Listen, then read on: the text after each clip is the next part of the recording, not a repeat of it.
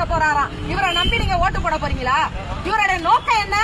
இன்னைக்கு தன்னுடைய கூட்டத்தை காமிக்கணும், அப்ப தாமதமா வந்தாதான் கூட்டம் கூடுவாங்கன்னு சொல்லி அவருடைய விருப்பத்துக்கு ஏற்ற மாதிரி வந்துகிட்டு இருக்கிறாரு. இன்னைக்கு பாதிக்கப்பட்ட மக்களுக்கு அவர் கவலை கிடையாது. நேற்று என்ன செய்யறாருன்னு சொன்னா, இப்படி ஒரு நிகழ்ச்சி நடந்துருச்சு, உடனே இங்க தங்கி உடனே போக முடியாது, அடுத்த நாள் காலையில இங்க வந்திருக்கணுமா இல்லையா?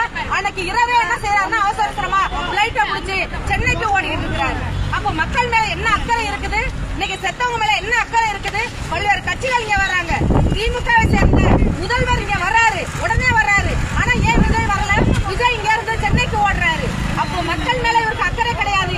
இந்த கூட்டத்தை காட்டி எப்படி நான் முதல்வர் பதவியை அனுபவிக்க வேண்டும் சொல்லிதான் இவருடைய திட்டமா இருக்குது. ஆகவே உயிரிழந்த இந்த மக்களுக்கு, பாதிக்கப்பட்ட இந்த மக்களுக்கு காரணம் விஜய் தான். எனவே குற்றவாளி விஜய் தான். விஜயை கைது செய்ய வேண்டும், தாவேகா கட்சியை தடை செய்ய வேண்டும். பாதிக்கப்பட்ட மக்களுக்கு அவருடைய